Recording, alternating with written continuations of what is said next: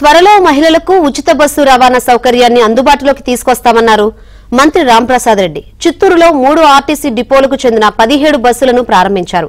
ఆర్టీసీని గాడిలో పెట్టడంతో పాటు మెరుగైన రవాణా సౌకర్యాల కోసం కొత్త బస్సులు తీసుకొస్తామన్నారు. మాజీ మంత్రి పెద్దిరెడ్డి రామచంద్రారెడ్డి అవినీతి అక్రమాలు భూదందాలపై చట్టం తన పని తాను చేసుకుపోతుందన్నారు. పెద్దిరెడ్డి చేసిన పాపాలకు త్వరలో జైలుకు వెళ్లడం ఖాయమంటున్న రాంప్రసాద్ రెడ్డితో మా ప్రతినిధి Manohar Reddy face to face. RTC వ్యవస్థను ఒక పక్క గాడిలో పెట్టేటువంటి ప్రయత్నంతో పాటు ప్రజలకు మెరుగైనటువంటి సేవలు అందించడానికి కూటమి ప్రభుత్వము ప్రతినిత్యం కూడా అనేక రకాల చర్యలు చేపడుతున్నటువంటి పరిస్థితులు మనం చూస్తున్నాం. ఈవేళ చిత్తూరులో ఏకంగా 17 కొత్త ఆర్టీసీ బస్సులను ప్రారంభించినటువంటి మంత్రి రవాణా శాఖ మంత్రి రాంప్రసాద్ రెడ్డి మనతో ఉన్నారు.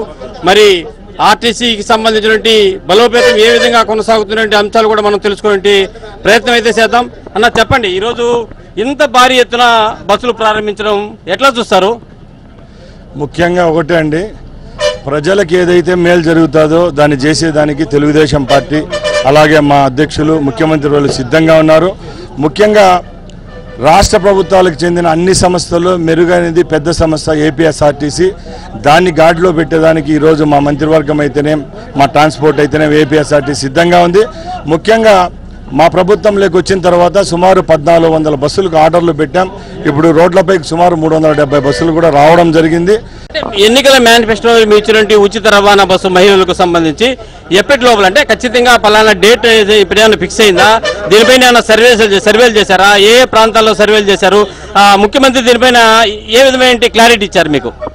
ముఖ్యంగా ఉచిత ప్రయాణం అనేది గత ప్రభుత్వాలు ఆకట్టు కాకుండా మేము ఇచ్చే రోజుకి 100% పారదర్శకంగా ఉండాలి. కాబట్టి మన పొరుగు రాష్ట్రాలు ఏవైతే ఉన్నాయో తమిళనాడు అనుకోండి, తెలంగాణ, కర్ణాటకలో ఫ్రీ ట్రాన్స్పోర్టేషన్ వాళ్ళు కూడా ఇస్తున్నారు. మా బృందాలు అయితే నేనైతేనే పక్క రాష్ట్రాల్లో కూడా పర్యటించడం జరిగింది. అతి త్వరలోనే ఒక శుభవార్త ప్రజలకు వస్తుంది. ముఖ్యంగా గత ప్రభుత్వాలతో మమ్మల్ని పోల్చొద్దండి. ఎందుకంటే ఆ ప్రభుత్వాల్లో ఏదో ఒకరోజు ఆడంబసూరంగా ఒకరోజు ప్రభుత్వాల్లో ఏదైనా కార్యక్రమాన్ని చేపడతారు, రెండో రోజు నుంచి ఆ వ్యవస్థనే పక్కన పెట్టడం జరిగింది.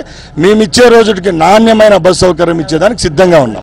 రేపు ఏదైతే మేము హామీ ఇచ్చామో ప్రజలకు మెరుగైన సేవ అనేది మాకు ఒకటి. అలాగే మహిళామూర్తులు ఎవరైతే మా అధికారం ఇచ్చారో వాళ్ళందరికీ ఈ రాష్ట్రంలో ఆడవారికి ఫ్రీ ట్రాన్స్పోర్టేషన్ ఇస్తామని ఆ రోజు చెప్పాం. అదిలో కూడా రాబోయే ఒక నెలలోనే ప్రారంభించేదానికి రాష్ట్ర ప్రభుత్వం రవాణా శాఖ సిద్ధంగా ఉంది. మాజీ మంత్రి పెద్దిరెడ్డి రామచంద్రారెడ్డి వ్యవహారం ఇప్పుడు చాలా హాట్ టాపిక్ అయింది. మరి దీన్ని ఎట్లా చూస్తారు మీరు? ఏ విధంగా దీనిపైన విచారణ చేసి ముందుకు వెళ్ళిపోతున్నారు ఏంటి? చచ్చిపోయిన పాము అది, ఇంకా మనకు అవసరంలే. వాళ్ళ గురించి వదిలేసి అభివృద్ధి పైన మేము ముందుకెళ్లేదానికి సిద్ధంగా ఉన్నాం. మా ముఖ్యమంత్రి గారు ఒక్కటే చెప్పారు, చట్టం దాని పని చేసుకోబోతుంది. అప్పుడు పాపాలు చేశారు ప్రజలు, ఒక ఉసురు ఇప్పుడు తగులుతూ ఉంది. తప్పకుండా న్యాయపరమైన చట్టపరమైన చర్యలు తీసుకునేదానికి ఈ రాష్ట్ర ప్రభుత్వం సిద్ధంగా ఉంది. న్యాయ వ్యవస్థపై మాకు నమ్మకం ఉంది. కాబట్టి ఎక్కడ క్రమశిక్షణ తప్పకుండా మా కార్యకర్తలు మేముంటాం. రేపు రాబోయే కాలంలో వాళ్ళు చేసిన తప్పులన్నీ న్యాయస్థానాలను రుజువు చేసేదానికి కూడా సిద్ధంగా ఉన్నాం. ఈ కేసులో ప్రధాన అనుమానితులుగా ఉన్న చాలా మంది ఇప్పటికే పరారులో ఉన్నట్లు మనకు, దీన్ని ఎట్లా మీరు ట్రేస్ అవుట్ చేయగలుగుతారు? తప్పు చేయకుండా ఎవరు పరారు గారు, తప్పు చేశారు కాబట్టి ఈరోజు పరారు అవుతున్నారు. ముఖ్యంగా చట్టం దోషులను ఎక్కడా వదిలిపెట్టదు. ఎక్కడున్నా కూడా పట్టుకొని వచ్చి ఊచలు లెక్క పెట్టే విధంగా ఈ ప్రభుత్వం అయితేనే న్యాయ వ్యవస్థ అనేది చర్యలు తీసుకుంటుంది. ఇది మొత్తానికి రవాణా శాఖ మంత్రి ఈవేళ ఎక్కువ సంఖ్యలో అంటే దాదాపు 17 బస్సులను చిత్తూరులో కొత్త బస్సులు ప్రారంభించినటువంటి పరిస్థితి అయితే మనం చూస్తున్నాం. అదే నేపథ్యంలోనే త్వరలో ఏదైతే ఎన్నికల మేనిఫెస్టోలో మహిళలకు ఉచిత బస్సు రవాణా సౌకర్యాన్ని కల్పిస్తామని ఒక హామీ ఇచ్చామో ఆ హామీని కూడా త్వరలోనే తీర్చబోతున్నాము, దాన్ని త్వరలోనే అమల్లోకి తీసుకుపోతున్నాం అనేటువంటి విషయాన్ని కూడా స్పష్టం చేస్తున్నారు. మరోవైపు పెద్దిరెడ్డి వ్యవహారానికి సంబంధించి చట్టం పని తను చేసుకుపోతుంది, దీనిలో ఎలాంటి రాజీ అనేటువంటిది లేదు అనేటువంటి ఒక విషయాన్ని కూడా మంత్రి రాంప్రసాద్ రెడ్డి గారు స్పష్టం చేస్తున్నటువంటి పరిస్థితి. వీడియో జర్నలిస్ట్ మహేష్ కలిసి మనోహర్ రెడ్డి.